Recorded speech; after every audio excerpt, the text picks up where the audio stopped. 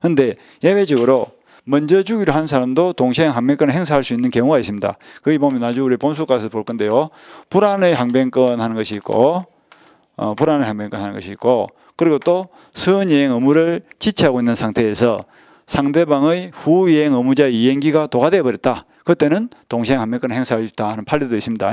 조금 어렵기 때문에 이렇게 요건 두 개를 일단 보시고, 그 다음에 세 번째 요건이 뭐냐면 상대방이 이행의 제공 없이 이행을 청구해 왔을 때 동시 이행을 주장할 수 있습니다. 그러니까 상대방이 이행을 하지 않고 이행을 청구했을 때 동시행을 주장할 수 있다. 근데 아까 말한 대로 뭐 등기 서류를 제공을 안 하면서 잔금을 지급하세요 했을 때 동시행을 주장할 수 있는 것이지, 상대방이 등기를 제공하면서 잔금을 주세요라고 청구해 오면 그때는 동시행을 주장하면 안 됩니다. 그래서 상대방이 이행의 제공 없이 청구를 해왔을 때 동시행을 주장할 수 있다. 그래서 요 세 가지 요건을 갖추면 동시행 항변권이 인정되는데, 그 효과는 지금 네 가지 나와 있죠. 제일 마지막에 중요합니다. 이행지체 책임의 면제부터 봅니다. 이행지체 책임의 면제. 그건 무슨 말이냐면 5월 1일 잔금과 동시에 등기를 이전하기로 했는데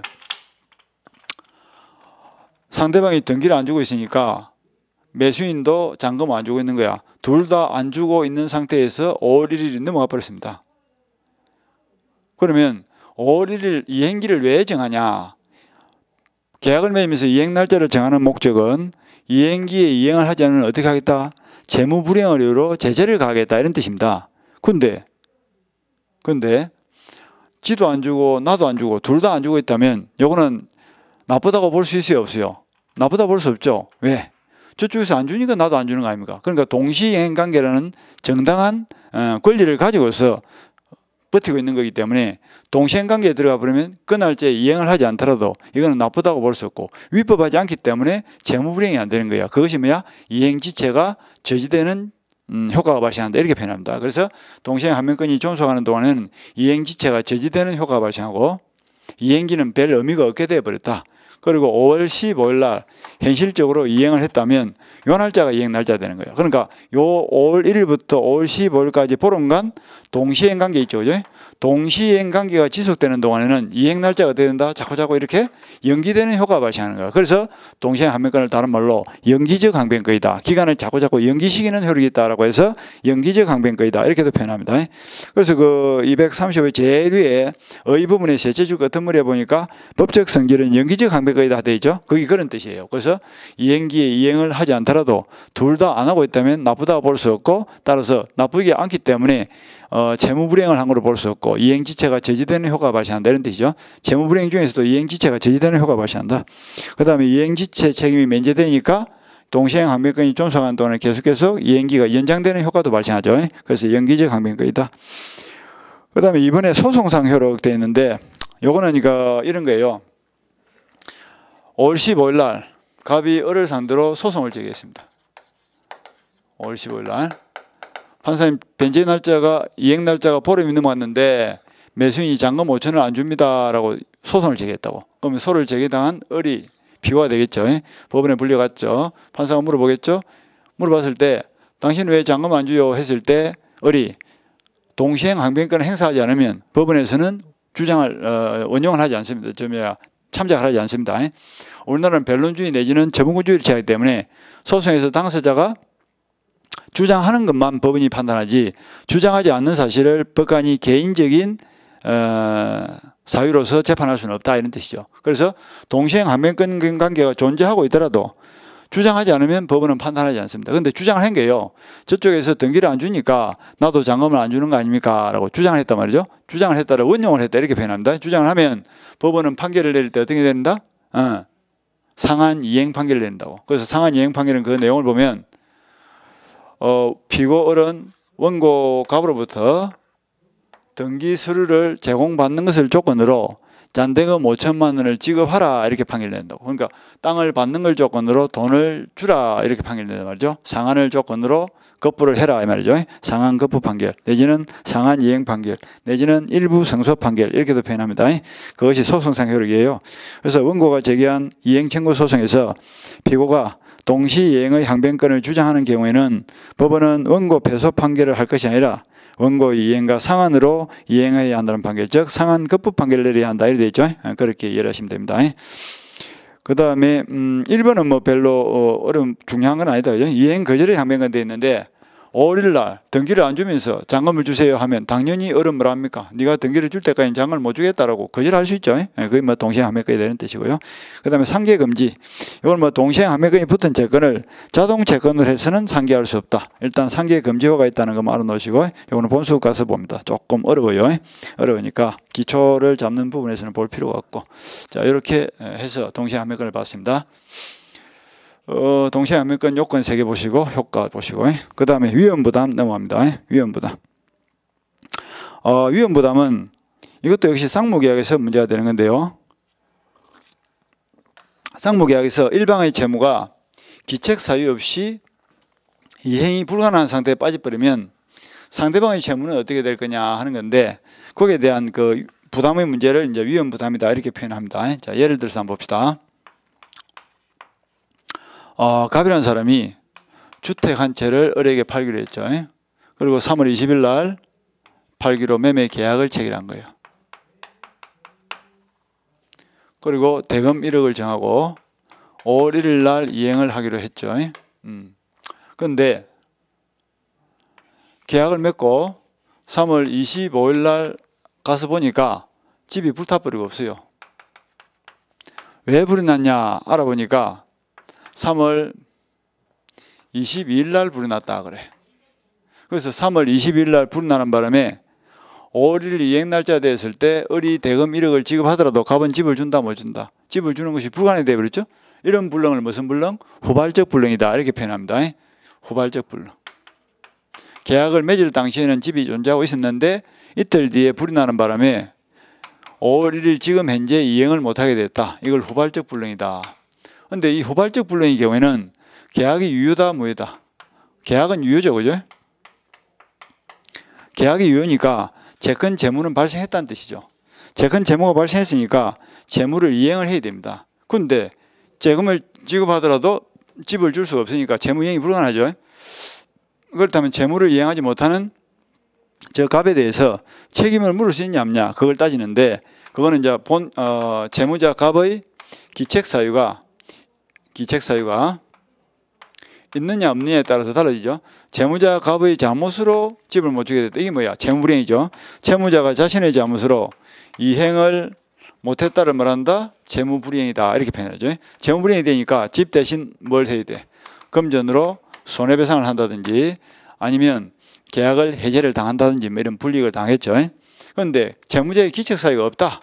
3월 20일 날 불이 났는데 벼락이 떨어져서 불이 났다. 홍수가 나가지고 집을 쓸고 가버렸다. 이럴 경우에는 재무자 갑의 잘못 없이 이행을 못하고 있는 상태니까 이때는 갑에게 책임을 물을 수가 없어. 그래서 갑에게 재무불이행으로서 손해배상 책임을 물을 수도 없고 그렇다 해서 집이 있어서 줄 수도 없는 거고 집이 없으니까 못 주는 거고 그러니까 갑은 집도 안 주고 재무불이행이 아니니까 돈도 손해배상으로 할 필요가 없다. 그러니까 갑은 을에게 대충 아무도 안 준다는 뜻이죠. 안 주니까 공평의 논리상 을도 갑에게 뭘 줘 안 줘? 아무도 안 주죠. 그러니까 둘 다 안 주고 안 주니까 안 주고 안 받으니까 어떤 문제가 남는다? 그렇다면 집이 날아가 버린 그 위험을 누가 떠안을 것이냐 이런 문제가 남아. 그래서 그런 것을 위험 부담의 문제다 이렇게 표현합니다. 위험 부담의 문제가 발생한다. 그런데 저 경우에 위험을 누가 부담하게 되죠? 을은 집도 안 받고 돈도 안 줬으니까 손해본 거 없죠. 그런데 갑은 뭐야? 집은 날려버리고 돈을 못 받았으니까 집이 날아가 버린 위험을 갑 혼자서 오롯이 떠안게 됐다 이런 뜻이죠. 그래서 갑은 이름이에요. 채무자죠. 이 대목에서 우리가 알아야 될 것이 쌍무계약에서는 어차피 둘 다 채무자예요. 갑은 소유권을 이전해야 될 채무자, 을은 대금을 지급해야 될 채무자인데 둘 다 채무자니까 이야기를 할 때 헷갈리죠. 그래서 약속을 한 것이 물건을 기준으로 채권 채무관계를 보는 것이 원칙입니다. 그러니까 주택이라는 물건을 주기로 약속한 사람은 채무자, 물건을 받는 사람은 채권자. 이 대금을 기준으로 할 때는 반드시 앞에다 대금이란 말을 붙이죠. 대금 채무자, 대금 채권자 이런 식으로 대금이란 말이 안 붙고 그냥 채권자, 채무자라고 했을 때는 뭘 기준한다? 물건을 기준합니다. 그래서 항상 매도인을 보고 채무자라 하지 매수인을 보고 채무자라고는 통상적으로 잘 쓰지 않습니다. 그래서 우리가 갑을 자꾸 채무자라 하죠. 그러니까 여기서도 마찬가지 위험을 누가 부담한다? 을은 뭐 아무 손해가 없고 갑은 집은 날렸지만 돈을 못 받았으니까 집이 날아간 위험을 갑 혼자서 안게 됐죠. 갑의 이름이 뭐라고요? 채무자. 그래서 위험은 누가? 채무자가 부담하는 것이 원칙입니다. 원칙인데 예외적으로 채권자가 부담하는 경우도 있죠. 왜 불이 났다? 채권자 을의 잘못으로 불이 났다든지 아니면 수령지체 중 쌍방의 기책 사유 없이 불이 났다든지 이런 경우에는 채권자의 잘못이기 때문에 채무자는 집을 안 주지만 채권자는 대금을 줘야 됩니다. 그러니까 집이 날아간 위험을 채권자가 안게 되겠죠. 돈은 주지만 집을 못 받았으니까. 그래서 그런 것을 우리가 채권자 위험 부담주의를 예외로 한다 이렇게도 표현합니다. 이런 것들이 이제 위험 부담의 문제예요. 그래서 위험 부담은 정리를 하면 무슨 불능? 후발적 불능의 경우로서 채무자의 기책 사유가 없는 경우에 문제가 되는 것이 위험 부담입니다. 후발적 불능으로서 채무자의 기책 사유가 없는 경우에 발생하는 것이 위험 부담의 문제고 위험 부담은 원칙은 채무자가 지는 것이다. 이렇게 정리를 합니다. 그 정도만 기초를 잡으시면 될 거예요. 그래서 그 둘째 줄에 보니까 위험 부담의 문제란 쌍무계약에서 일방의 채무가 불가항력적으로 후발적 이행 불능이 된 경우에 과연 누가 계약상의 불이익을 부담하는가의 문제다 이렇게 되죠. 그래서 뭐 예컨대 갑이 을에게 가옥을 매도했는데 이행기 전에 제3자의 방어로 가옥이 멸실됐다든지 아니면 벼락이 떨어져서 가옥이 멸실됐다든지 이런 경우에 갑과 을 중에서 누구의 불이익이 되느냐 문제가 위험 부담 문제인데 아까 보다시피 결론적으로는 채무자가 위험을 부담하게 되었죠. 그 정도 보시고 채권자 위험 부담주의도 나중에 본수 가서 보시고 그 다음에 제3자를 위한 계약 이것도 한번 볼까요? 제3자를 위한 계약도 크게 응용이 되는 부분은 없고 기본 구조하고 사람 이름만 좀 챙겨서 잘 보시면 이것도 매년 잘 나오는 부분인데 막 가히 어렵지는 않습니다. 그 정도 봅시다. 제3자를 위한 계약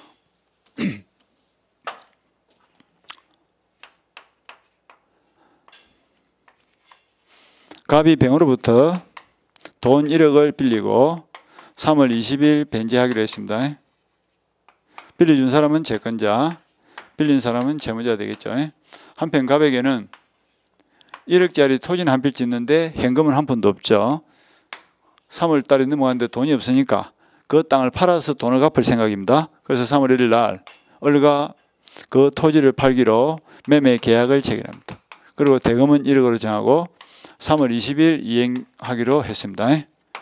그런데 갑의 입장에서는 땅을 넘겨주고 돈 1억을 받아서 다시 병에게 줘야 되죠. 그러니까 돈이 뭐 도니까 번거롭단 말이죠. 그래서 갑이 계약을 맺으면서 을에게 부탁을 하기를 내가 어차피 이 돈 받아봐야 병한테 줄 돈이니까 3월 20일 날 이행 날짜가 됐을 때 내가 등기를 줄 테니까 매매 대금 1억은 나에게 직접 주지 말고 우리 채권자 병한테 좀 주시면 안 되겠어요. 부탁을 하니까 을이 좋습니다. 승낙했죠. 이제 그런 것을 우리가 뭐라고 표현하냐면 계약을 맺으면서 여기다가 특약을 붙인 거죠. 뭐라고 특약을 붙이죠? 이 계약에서 발생하는 효력을 누구한테 주기로 했다? 제3자한테 주기로 약정을 맺었죠. 이런 것을 제3자에게 그 계약에서 발생하는 수익을 지급하기로 약정을 했다라고 해서 이걸 제3자 수익 약관을 붙였다 이렇게 표현합니다. 제3자 수익. 그러니까 일반적인 계약에 제3자 수익 약관이 붙은 이 전체를 통틀어서 요 전체를 통틀어서 뭐란다? 제3자를 위한 계약이다 이렇게 표현합니다. 제3자를 위한 계약이다. 그럼 이 제3자를 위한 계약을 맺는 과정에서 당사자의 이름이 어떻게 될 거냐? 먼저 이러한 계약을 맺을 것을 요청한 사람이 누굽니까? 갑이죠. 그래서 갑을 뭐란다? 요청을 했다라고 해서 그런 계약을 맺을 것을 요구했다라고 해서 이름이 요약자가 된 거예요. 그 다음에 그 요청에 대해서 승낙을 한 사람이 누구예요? 을이죠. 그래서 이런 사람을 낙약자다 이렇게 표현. 그런 계약을 맺을 것을 승낙한 사람이다라고 해서 낙약자 이렇게 이름을 지은 거예요.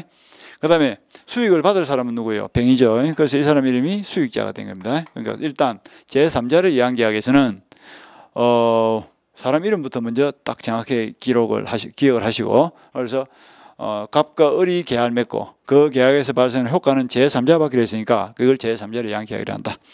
그 다음에 이제 관계를 봅니다. 갑과 을의 관계를 우리가 보상관계다라고 하는데 그게 무슨 말이냐면 3월 20일이 됐죠. 3월 20일이 되면 을은 약속한 대로 병에게 뭘 줍니까? 1억을 지급하겠죠. 1억을 지급하고 갑으로부터 뭘 받습니까? 토지로서 보상을 받겠죠. 돈은 이렇게 주고 땅은 이렇게 받죠. 그래서 보상을 해주는 관계다라고 해서 두 사람의 관계를 보상관계다 이렇게 표현합니다. 낙약자와 요약자의 관계를 무슨 관계? 보상관계다라고 합니다. 그 다음에 병은 을로부터 왜 1억을 받았죠? 그것은 갑에게 돈 1억을 빌려준 대가로 받았죠. 그래서 갑과 병, 즉 요약자와 수익자의 관계를 대가관계다 이렇게 표현합니다. 대가관계. 그 다음에 이 두 사람의 관계는 당연히 뭐야? 수익관계가 되겠죠. 이렇게. 그래서 보상관계, 대가관계, 수익관계 3자관계가 그리 되어 있는 거예요. 법률관계가. 근데 가만 보니까 제3자를 의한 계약은 어떤 관계에서 계약이 만들어졌죠? 보상관계. 요약자와 낙약자 사이 보상관계에서 계약이 체결되기 때문에 이 보상관계인 기본계약인 매매계약이 하자가 발생하면 이 제3자를 의한 계약 전체에 영향을 미칩니다. 그런데 이 대가관계는 제3자를 의한 계약관계와는 전혀 관계없는 별개의 법률관계죠. 따라서 대가관계의 하자는 3자를 의한 계약에 전혀 영향을 미치지 않습니다. 이렇게 보면 돼요. 그 다음에 기초 한 개 더 확인합시다. 수익자는 그럼 언제 수익권이 발생하느냐 하는 건데 이거는 수익자가 선택을 할 부분입니다. 수익자인 병은 갑에게 돈을 빌려줬으니까 갑에게 돈을 받는 것이 가장 확실하고 안전한 방법이에요. 그런데도 불구하고 왜 을에게 돈을 받게 됐죠? 그건 오로지 갑의 편의를 봐주는 차원에서 이렇게 이제 문제가 생긴 겁니다. 그래서 원칙은 갑이 받아서 줘야 될 돈을 번거로우니까 직접 줘버려 이런 뜻이죠. 그러니까 병의 입장에서는 생판 모르는 을에게 돈을 받기가 번거로울 의심스러울 때는 어떻게 할 수 있다? 갑과 을이 이런 계약을 맺더라도 병은 어떻게 할 수 있다? 나는 갑한테 받지 을한테는 못 받겠습니다. 이렇게 거절을 할 수도 있죠. 그러니까 갑과 을이 제3자를 위한 계약을 3월 1일 맺었다고 해서 병에게 곧바로 을로부터 돈 1억을 받을 권리가 생기는 건 아닙니다. 병한테 선택을 주기 때문에. 그래서 병이 안 받겠다. 을로부터 돈 안 받을 테니까 갑 네가 직접 달라. 이렇게 해버리면 병과 을 사이에서는 아무 법률 문제가 발생하지 않습니다. 그런데 병이 고민을 하다가 3월 15일쯤 돼가지고 돈을 받겠다라고 수익을 의사표시를 하면 그때 비로소 뭐가 생긴다? 을로부터 돈 1억을 받을 수 있는 수익권이 발생하고 수익권이 발생했다는 것은 낙약자는 채무자가 되었고 수익자는 채권이 생겼다 이런 뜻입니다. 그러니까 제3자를 위한 계약이 성립되는 것과 수익자에게 수익권이 발생하는 것은 전혀 별도의 문제입니다. 제3자를 위한 계약은 3월 1일 날 이미 성립이 되었고 갑과 을 사이에서 돈을 제3자 병에게 주기로 효력도 발생했지만 그 발생된 효력을 받고 안 받고는 수익자에게 선택권이 있기 때문에 수익자가 안 받겠다라고 하면 을과 병은 아무 문제 없고 법률 문제가 발생하지 않고 받겠다라고 했을 때 수익권이 발생한다는 뜻입니다. 그 다음에 수익권이 발생한 이후에는 병의 을에 대한 1억 채권을 보장을 해줘야 되기 때문에 갑과 을 사이에서 이 보상관계를 함부로 깰 수도 없고 그 내용을 변경할 수도 없는 거예요. 그것이 원칙입니다. 그런데 예외적으로 수익자가 뭐 변경이라든지 처분을 승낙했다든지 이럴 때는 또 가능하죠. 그렇게 보시면 되고요. 그 다음에 수익을 의사표시를 안 해버리면 그때는 수익권이 발생하지 않기 때문에 갑이 직접 병에게 갚아야 됩니다. 그런데 이럴 수는 있죠. 태도가 애매한 거예요. 받겠다 안 받겠다 말이 없다. 그럴 때는 을도 애매하죠. 그죠? 그래서 을이 병에게 채고를 할 수 있습니다. 돈을 받을래요? 안 받을래요? 답을 주세요. 3월 15일까지 답을 주세요. 채권장을 보냈죠. 그런데 3월 15일이 되도록 아무런 답이 없다. 그때는 수익을 거절한 걸로 보고 그때는 을과 병 사이의 수익권 관계는 발생하지 않습니다. 이렇게 이제 정리를 하면 될 거예요. 그래서 오늘은 제3자를 위한 관계의 기초를 보시고 사람 이름 챙기시고 보상관계, 대가관계란 말이 무슨 말인지를 알아듣는 것이 중요합니다. 이 정도 알면 나중에 본수 가서 이제 보시면 될 거예요. 한번 봅시다. 어휘를 봅니다. 제3자를 위한 계약이란 계약의 당사자가 아닌 제3자로 하여금 직접 계약에서 발생하는 권리를 취득해 하는 계약을 말한다. 그러니까 매매 계약은 갑과 을이 맺고 그 매매 계약에서 발생한 매매 대금은 제3자 병에게로 주기로 약속을 한 이 계약을 통틀어서 제3자를 위한 계약이다. 이렇게 표현을 하는 겁니다. 그 다음에 계약관계, 원인관계를 가지고 보상관계란 말이죠. 보상관계. 그래서 보상관계는 요약자와 낙약자 사이의 관계를 말하고 제3자를 위한 계약의 기본 계약이 되고요. 따라서 거기에 하자가 있으면 계약의 효력에 영향을 미칩니다. 끊고. 그 말은 보상관계는 완벽하게 체결돼야지 매매 계약을 맺는 과정에서 뭐 갑과 을 사이에 사기가 강박이나 들어갔다든지 착오가 있다든지 이럴 때는 이 보상관계 계약의 하자가 있기 때문에 나중에 낙약자가 수익자가 낙약자에게 1억을 주세요 했을 때 낙약자가 뭐야? 사기당했음을 이유로 계약을 맺는 과정에서 을이 갑으로부터 사기를 당했다면 보상관계 하자가 있다는 뜻이죠. 사기를 이유로 계약을 취소하고 돈을 못 주겠습니다. 이렇게 대항을 할 수 있다는 뜻입니다. 그 말이 조금 어렵죠. 영향을 미친다. 그러나 대가관계는 제3자를 위한 계약하고는 전혀 무관한 관계이기 때문에 이 대가관계의 하자는 삼자를 위한 계약에 영향을 미치지 않습니다. 그렇게 보시면 되고. 그 다음에 성립 요건. 요약자와 나약자 사이에 유효한 계약이 성립할 것. 요약자와 나약자 사이에 유효한 계약이 뭐야? 보상관계가 하자 없이 성립이 돼야 된다. 그리고 삼자로 하여금 직접 권리를 취득해 한다는 내용의 삼자 수익 약관이 있을 것. 그러니까 지금 읽은 부분이 요거죠. 일반적인 매매 계약과 같은 계약이 완전하게 체결되었고 그 계약에 뭐가 붙었다? 제3자에게 수익을 주겠다라고 하는 약관이 존재할 것. 요 두 개가 만족이 되면 제3자를 위한 계약이 만들어진다. 이런 뜻이에요. 거기 이제 성립 요건이죠. 그 다음에 삼자에 대한 흐름. 제3자가 나약자에 대해서 계약의 이익을 받을 의사를 표시한 때에 삼자는 권리를 취득한다. 이렇게 되어 있죠. 그러니까 3월 1일 날 갑거리 계약을 체결했다 할지라도 병이 돈을 받겠다라고 수익의 의사표시를 하지 않으면 수익권이 발생하지 않습니다. 선택권이 병한테 있기 때문에 그렇습니다. 그 다음에 수익의 의사표시를 하면 그때는 수익권이 발생하고 그 다음에 수익권이 발생한 이후에는 당사자는 이를 변경 또는 소멸시키지 못한다 되어 있죠. 그래서 병의 1억 채권을 보장해 줘야 되기 때문에 갑과 을이 매매 대금을 뭐 8천으로 변경을 한다든지 이럴 뻔하면 병이 2천만 원 못 받겠죠. 그죠? 그래서 이 계약의 내용을 바꿀 수도 없고 뭐 그게 원칙이다. 근데 나중에 예외적으로 바꿀 수 있는 경우도 있죠. 그 다음에 계약 당사자에 대한 흐름. 이 부분은 요약자는 나약자에 대해서 삼자에게 영향할 것을 청구할 수 있는 권리를 가지고 계약 해제권, 지속권도 가진다 되어 있는데 이 말은 3월 20일 이행날짜가 되었다. 그죠?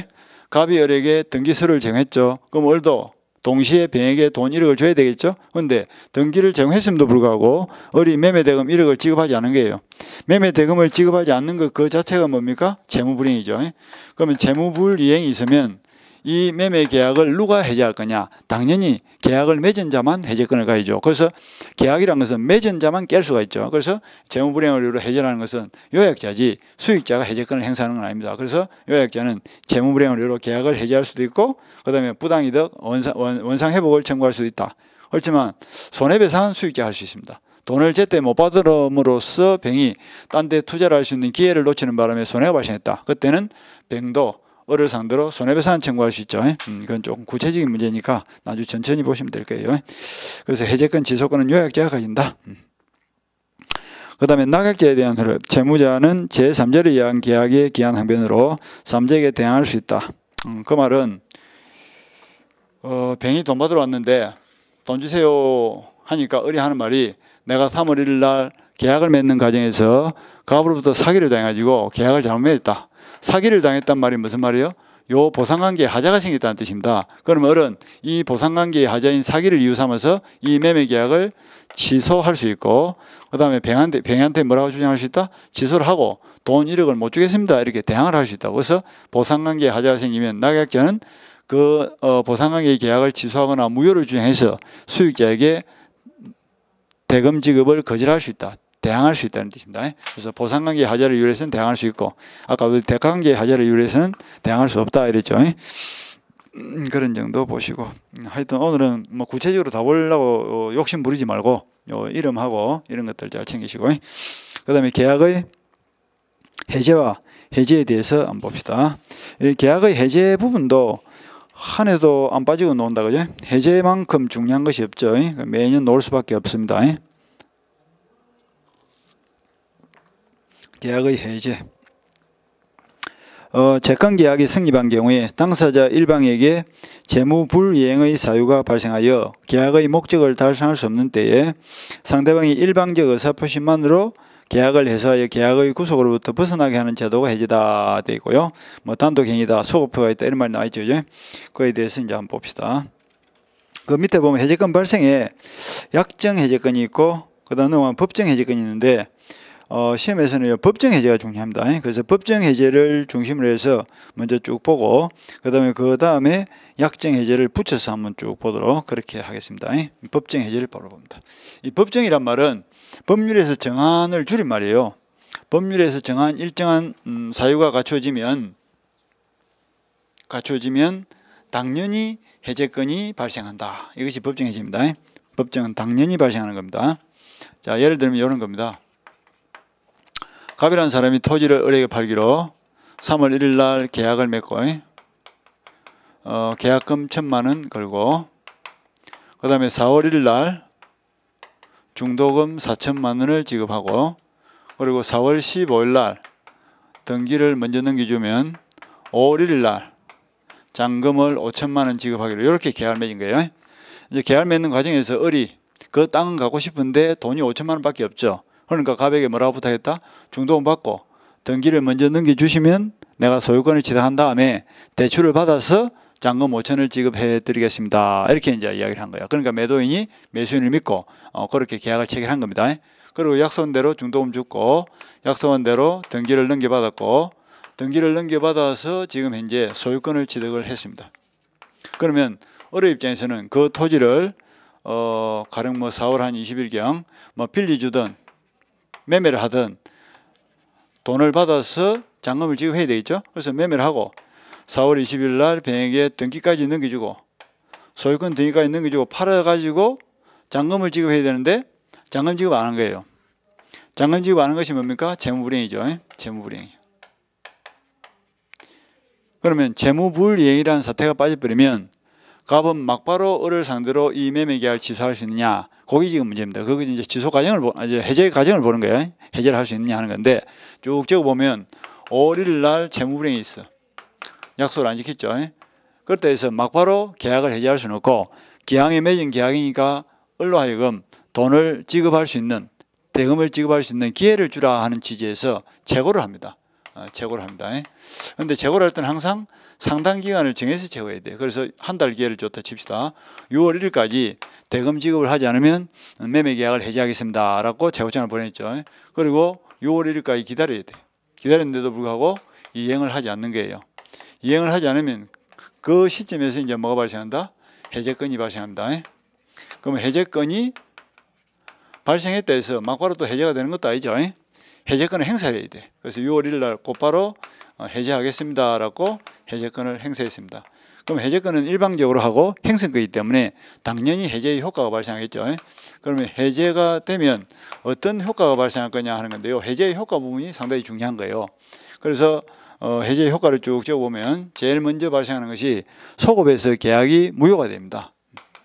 소급에서 무효가 됩니다. 지금 현재 6월 1일 날 해제권 행사했죠. 그러면 6월 1일부터 요 매매 계약이 소멸하는 것이 아니고 3월 1일로 소급해서 계약이 소멸해. 소급해서 계약이 소멸하면 처음부터 계약을 안 맺은 걸로 되기 때문에 넘어갔던 소유권이 어디로 가버려? 원래의 소유자한테로 돌아가 버립니다. 그런 것을 우리가 유인설 내지는 직접적 효과설 또 물권적 효과설 이렇게 표현합니다. 그래서 소급해서 무효가 되면 물권적 효과설이 발생한다. 물권적 효과 설을 제하는 것이 우리 판례입니다. 그럼 물권적 효과설이란 말은 뭐냐면 해제권 행사의 효과가 어디가 미친다? 물권행위까지도 효과가 미친다. 계약을 맺는 것은 채권행위, 소유권을 넘겨주는 것은 물권행위죠. 그래서 계약을 해제하면 원인행위인 계약만 죽는 것이 아니라 그 결과 발생하는 소유권도 소멸한다. 그러니까 이 소유권이 어디로 가버려? 원래의 소유자한테로 돌아가 버린다 이런 뜻이죠. 원래의 소유자한테로 복귀가 돼버려. 그 복귀되는 과정에서 이 등기를 말소할 필요가 있느냐 하는 건데 등기 말소는 필요 없는 걸로 봅니다. 이렇게 보시면 될 거예요. 그것이 물권적 효과설입니다. 그러니까 이제 덩달아서 어떤 문제가 생기냐면 을의 소유권이 빠져나가 버리니까 이 등기가 무슨 등기가 돼버렸어? 껍데기만 남아있는 무효등기가 돼버리죠. 그러면 이 무효등기에 기초한 병의 등기도 논리상 무효가 돼야 되는 거 아니냐. 만약에 논리적으로 병의 등기가 무효가 돼버리면 누가 피해를 봅니까? 병은 가만히 앉아서 소유권을 잃게 되는 피해를 보죠. 그럼 3자가 보호가 안 되는 문제가 생기는 거예요. 그래서 물권적 효과설을 제하면 반드시 따라 놓는 문제가 제3자 보호 문제가 따라 나옵니다. 그러면 제3자를 어떻게 보호를 할 거냐? 보호되는 범위가 지금 문제가 되는데요. 보호가 되는 3자는 일단은 물권적 지위를 갖춰야 됩니다. 물권적 지위를 갖췄다는 전제하에 해제 전의 3자는 선악 불문하고 보호되고 해제 전의 3자는 선악을 불문하고 보호가 되고 선악을 불문하고 보호가 되고 해제 후의 3자는 선의만 보호가 됩니다. 이 부분도 상당히 좀 어렵죠. 그죠? 그게 무슨 말이냐 하면 이런 거예요. 지금 현재 4월 20일 날 등기를 넘겨받은 병은 뭐야? 해제를 6월 1일에 했으니까 해제 전의 3자죠.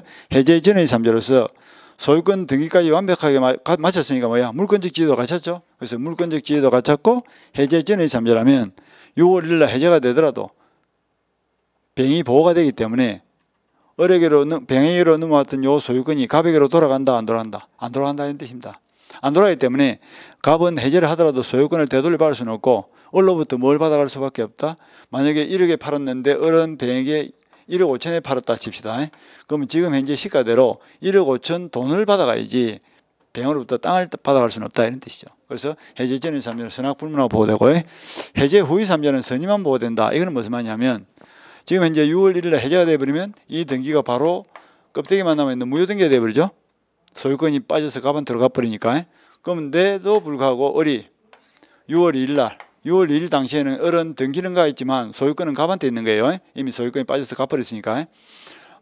그러니까 을이 남의 땅을 자기 땅처럼 B에게 파는 거야. 그런데 B는 사가지할 당시에 을의 등기가 무효라는 사실을 모르고 샀다 이런 뜻입니다. 그런 경우에는 해제 후의 삼자를 할지라도 보호를 해주겠다 하는 것이 우리 판례입니다. 그래서 요 해제 후의 삼자는 보호한다는 것은 법에 규정은 없고 우리 판례가 이제 하는 보호제도입니다. 판례가. 여기까지가 조금 어려워요. 그 다음에 두 번째 문제 되는 것이 소급해서 무효가 되니까 주고받은 것들은 어떻게 해야 될까? 전부 돌려줘야 되겠죠. 그래서 원래의 상태로 되돌려 놓는다. 지금 원상회복의 문제가 발생합니다. 그리고 원상회복을 할 때는 무엇을 돌려줄 거냐? 원래 받은 물건을 돌려주는 것이 원칙입니다. 그래서 원물 반환을 하는 것이 원칙이다. 이러면 되겠다. 원물 반환의 원칙입니다. 그런데 원상회복의 내용을 보니까 물건을 받은 사람은 받은 날부터 가시를 붙여서 돌려주고 물건을 받은 사람은 가시를 붙여서 돌려주고 그 다음에 금전을 받은 사람은 돈을 받은 사람 금전을 받은 사람은 받은 날부터 이자를 붙여서 돌려준다. 그 다음에 세 번째 문제 되는 것이 돌려받았는데 별도로 손해가 남아있더라. 그럴 때는 별도로 손해배상을 청구할 수도 있다. 그 범위는 이행익배상입니다. 그리고 손해를 배상한다든지 원상회복을 할 때는 내가 먼저 주면 안 되죠. 그러니까 갑은 돈을 지금 현재 5천만 원 받은 상태니까 받은 날부터 이자를 붙여 돌려주고 을은 현재 땅을 넘겨받은 사람이니까 4월 10월부터 돌려주는 6월 1일까지 한 달 보름치 토지 사용료를 붙여서 돌려줘야 된다 이런 뜻이에요. 근데 돌려줄 때는 어떻게 돌려준다? 동시에 돌려줘야 돼. 그래서 동시이행의 관계에 있다 이러면 되겠다. 여기까지가 해제의 효과예요. 해제 효과 중요합니다. 자, 여기까지를 일단 보겠습니다. 이런 해제를 법정 해제를 합니다. 아까 해제는 약정 해제와 법정 해제가 있는데요. 해제는 법정 해제가 중요합니다. 법정 해제. 법정 해제가 있고 약정 해제가 있다. 그죠? 법률에서 정한 요건이 갖춰지면 당연히 해제권이 발생한다는데 법률에서 이 정한 요건이 뭐인고 하니까 재무불이행이에요. 법률에서 정한 요건이 재무불이행이고 이 재무불이행은 네 가지가 있죠. 이행지체, 이행불능, 불완전이행, 채권자 지체. 요 넷 중 어떤 사유가 발생하면 당연히 채권자는 그 계약을 해제할 수 있는 권리가 생기는데 그것을 법정 해제다. 그 다음에 약정 해제는 이제 반대로 생각하시는데 갑과 을이 토지 매매 계약을 3월 1일 날 체결하는데 을이 그 땅을 사는 목적은 건축을 할 목적으로 땅을 삽니다. 그런데 을이 매매 계약을 맺을 당시에 미심쩍은 거야. 그래서 매도인에게 혹시 이 땅에 건축을 못하게 되면 이 토지 매매 계약을 해제시켜 준다라고 약속을 해주세요. 그러니까 매도인이 약속을 합니다. 그래서 건축을 못하게 되면 계약을 해제하기로 합시다라고 미리 약속을 했죠. 그리고 미리 약속을 한 다음에 5월 1일 날 이제 이행을 했고요. 대금을 지급하고 등기를 넘겨받고 허가 신청을 내니까 불허가처분이 떨어졌죠. 그러면 건축을 못하는 불허가처분이 떨어졌다는 것은 2달 전 약정된 사유가 발생했다는 뜻이죠. 미리 약속한 사유가 발생하면 매수인은 매도인 갑을 찾아가서 2달 전에 약속했던 대로 건축을 못하게 됐으니까 이 매매 계약을 해제합시다. 이게 무슨 해제입니까? 약속으로 정한 사유가 발생했을 때 해제를 할 수 있는 거. 이걸 약정 해제다 이렇게 표현합니다. 그래서 시험은 이 법정 해제가 중요합니다. 지금 요 그림이 법정 해제죠. 채무 불이행을 기본으로 한 법정 해제. 요 부분을 쭉 따라가면 되겠죠. 자, 이제 해제의 의의를 봅시다. 채권 계약이 성립한 경우에 당사자 일방에게 채무 불이행의 사유가 발생하여 자 이렇게 해서 계약을 체결했는데 5월 1일 날 잔금을 줘야 되는데 잔금을 못 준 거죠. 그게 뭐예요? 채무 불이행이죠. 그래서 당사자 일방인 매수인에게 재무불이행의 사유가 발생해서 계약의 목적을 달성할 수 없는 때에는 그 상대방이 누구예요? 갑이죠. 상대방 갑의 일방적 의사표시에 의해서, 그러니까 계약을 해지할 때는 합의하에 하는 것이 아니죠. 일방적으로 합니다. 일방적 의사표시만으로 계약을 해소하여 계약의 구속으로부터 벗어난다. 계약을 해지해버리는 바람에 소급해서 계약이 무효화돼 버리고 갑과 을은 계약관계에서 벗어난다 이런 뜻이죠. 계약관계에서 벗어난다. 그리고 해지를 할 때는 일방적으로 하니까 이건 단독행위고, 그리고 소급해서 무효화되고, 그리고 행성권이다. 행성권은 뭐 일방적으로 하고 상대방은 선택의 여지가 없다 이런 뜻이죠. 그 다음에 해지권 발생은 아까 약정 해지권이 있고, 그 다음에 넘어가면 법정 해지권이 있는데, 약정 해지는 아까 봤고요. 법정 해지 봅니다. 넘어가서 이행지체로 인한 법정 해지권 되죠. 여기서 이제 한 개 알아야 될 것이 요겁니다. 재고를 해야 되는데, 아까 우리 재고를 왜 한다 했죠? 기한에 맺은 계약이니까 한번 약속을 어겼다고 해서 야박하게 깨지 말고 돈을 변제할 수 있는 기회를 한번 주라 하는 취지에서 재고를 하는 거예요. 기회를 한번 주라. 그런 취지에서 재고를 합니다. 그런데 때에 따라서는 이러한 재고가 필요 없는 경우가 있습니다. 그럼 어떤 경우에는 재고가 필요 없느냐? 기회를 주본들 이행을 못할 것이 뻔하더란 말이죠. 그럴 때는 아까운 시간 낭비하지 말고 즉시 해제를 함으로써 조속하게 계약관계를 마무리 짓자 하는 취지에서 재고가 필요 없는 것들이 몇 가지가 있죠.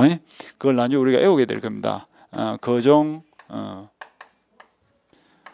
불사계, 정기 이렇게 외울 거예요. 이게 뭐냐면 거절의 여사를 명백했다는 건데, 이행날짜에 이행을 하세요 하니까 저쪽에서 뭐랍니까? 아이고 내가 계약을 잘못 맺어가지고 돈 줄 생각도 없습니다. 그 명백하게 이행을 안 할 것이 뻔한데 그럼 한 달 이내에 이행을 안 하면 계약을 해지하겠습니다. 그렇게 할 필요 없죠. 그죠? 그때는 즉시 해지를 합니다. 이거는 뭐 종신정기금인데 종신정기금 채권은 우리 시험하고는 크게 관계 없으니까 이런 게 있다 정도 보시고, 요거는 이제 이행불능이에요. 집을 사고 팔기로 했는데 중도금 받고 나서 집이 불타버렸어. 왜 불이 났냐? 조사를 해보니까 매도인의 잘못으로 불이 난 거야. 그럴 때는 우리가 채무불이행 중에서도 이행불능이 되겠죠. 그러면 집이 없는데 굳어 대놓고 한 달 이내에 뭐 집을 안 주면 내가 계약을 해지하겠습니다. 그렇게 재고를 할 필요는 없는 거야. 즉시 해지를 하고, 이때는 뭐 잔대금을 지급할 필요도 없습니다. 그리고 바로 해지할 수 있죠. 그죠? 요거는 이제 사정변경입니다. 이 사정변경에 대해서 요즘 판례가 애매한 판례가 한 개 나왔는데요. 종래의 판례는 부동산 거래 안정을 위해서 거래 계약 당시와 지금 현재 상태의 현저한 사정 변경이 있더라도 해제를 인정하지 않는 것이 기본적인 태도였습니다. 그런데 요즘 나온 판례에 하면 뭐 애매한 판례가 한 개 있었죠. 사정 변경을 이유로 신의 성실의 원칙에 반할 정도의 사정 변경이 일어났다면 해제를 해주겠다. 그런데 뭐 현실적으로는 해제를 인정한 판례는 없어요. 해제 인정 요건을 인정하고 있지만 인정되지 않습니다. 본수업에서 좀 보셔야 될 부분이고, 이건 걔는 뭐냐면 계약으로 정한 사유입니다. 계약으로 정한 사유란 것은 아까 우리 약정 해지처럼 계약을 맺으면서 이러이러한 사유가 있으면 미리 해지하기로 합시다라고 정한 거예요. 그리고 정한 사유가 발생했다. 그때는 재고 필요 없이 막바로 계약을 해지할 수 있고, 이거는 정기행위입니다. 정기행위라는 것은 딱 정해진 기일에 이행을 했을 때 의미가 있는 행위를 정기행위라고, 뭐 결혼식 예복이라든지 잔치 음식이라든지 이런 거죠.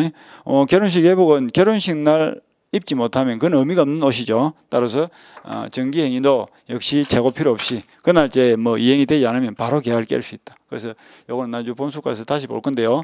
거종 불사계 정기를 외워가지고 일단 구조는 이렇게 잡으세요. 여기까지가 법정해지니까. 자, 이제 한번 봅시다. 이행지체 원칙은 어떻게 하라고요? 이 절차에 따라서 쭉 해제권을 행사해야 됩니다. 그런데 거종불사계 정기에 해당되는 경우에는 재무불이행이 있으면 이런 절차를 생략하고 막바로 해제권을 행사할 수 있겠죠. 그게 이제 차이점이에요. 그래서 문제가 나오면 여기에 해당되느냐 안 되느냐를 잘 보는 게 좋아요. 그래서 원칙적인 이행지체는 거종불사계 정기에 해당이 안 되기 때문에 상당 기간을 정해서 재고를 한 후에 계약을 해제해야 됩니다.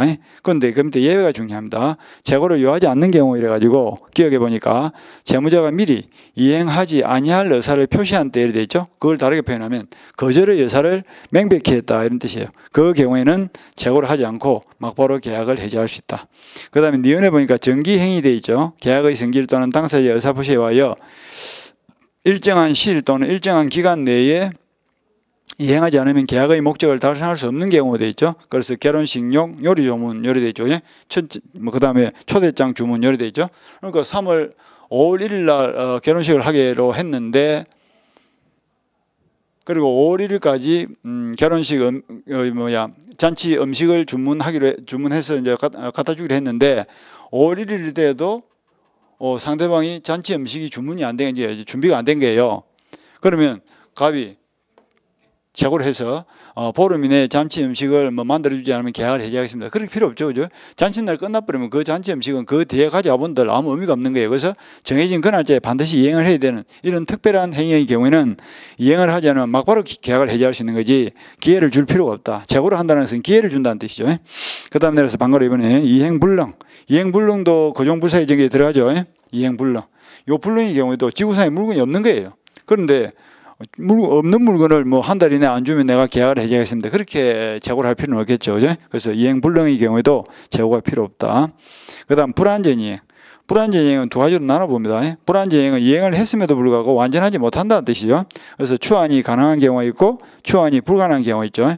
추환이란 것은 추가적으로 완전한 이행을 한다, 못한다 이런 뜻인데, 추환이 가능하다면 요거는 이행이 가능하기 때문에 기회를 한번 줘야 되고, 추환이 불가능하다면 요거는 기회를 줄 필요가 없다, 이런 취지입니다. 그래서 재무불이행 중에서 불완전 이행이 있죠.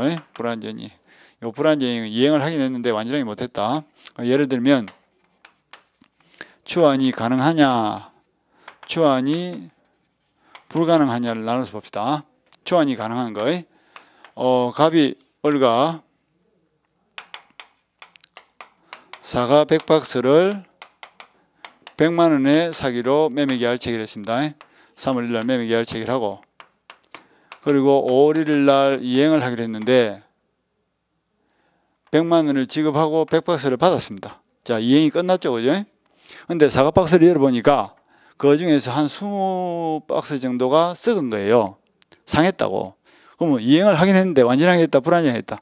완전하게 못한 거예요. 그런 것을 불완전 이행이라 합니다. 그런데 갑의 집에 가면 사과가 한 박스도 없다, 있다. 사과는 많이 있죠, 그죠? 그러니까 이 경우에 상한 20박스에 대해서는 추환이 가능하다, 불가능하다? 다음 날이라도 싱싱한 걸로 갖다 줄 수가 있죠. 그런 경우에는 어른 재무불이행으로 갑에게 막바로 해제를 한다, 재고를 해야 된다. 이때는 기회를 줘야 돼. 그래서 재고를 한 이후에 보름 이내에 안 갖다 주면 계약을 해지하겠습니다. 재고를 한 이후에 그래도 이행을 하지 않으면 계약을 해지할 수 있죠. 그 다음에 이제 추환이 불가능하다는 것은 갑이라는 사람이 중고 자동차를 어리게 팔기로 하고 어른 1,000만 원 주고 사기로 했는데, 매매를 하고 나서 1,000만 원을 지급하고 자동차를 인도받아서 시동을 걸어보니까 시동이 잘 안 걸리는 거예요. 그래서 정비공장에 가서 물어보니까 그 자동차는 하도 오래돼가지고 이미 단종이 돼가지고 부속품이 없다 그래. 그러면 고치는 것이 가능해요, 불가능해요? 고치는 것 자체가 불가능하죠. 이런 것을 추환이 불가능하다. 뒤따라가서 완전하게 이행을 하는 것이 불가능하다, 이런 뜻이죠. 그때는 못 고치는 자동차를 한 달 이내에 안 고쳐주면 계약을 해지하겠습니다. 이렇게 시간을 낭비할 필요가 없죠. 따라서 이 경우는 뭐가 필요 없다? 재고할 필요 없이 곧바로 그냥 계약을 해지합시다, 이러면 되는 거예요. 재무불이행을 이유로. 그래서 항상 불완전 이행이 나오면 추환이 가능한지 불가능한지 잘 보시고, 이걸 다른 말로 고치면 불완전 이행의 경우로서 추환이 불가능하다면 이거는 뭐하고 똑같다? 이행불능하고 똑같은 거야. 따라서 재고 필요 없이 곧바로 계약을 해지할 수 있다. 이 부분이 조금 중요하겠죠. 그 다음에 채권자 지체는 별로 중요하지 않고요. 거종불사의 전기에 안 들어가니까 당연히 재고를 하고 해야 되고, 그 다음에 사정 변경, 계약을 맺을 당시와 지금 현재 시점에서 당사자가 미처 예견할 수 없었던 현저한 사정 변경이 발생했다. 그리고 이러한 사정 변경이 있음에도 불구하고 그것을 고려하지 않고 그대로 계약을 지키도록 강요를 한다면 이거는 신의 측에 현저하게 반하는 결과가 생길 수 있고, 그 경우에는 그 사정 변경을 이유로 계약을 해지할 수 있다, 이런 취지예요. 근데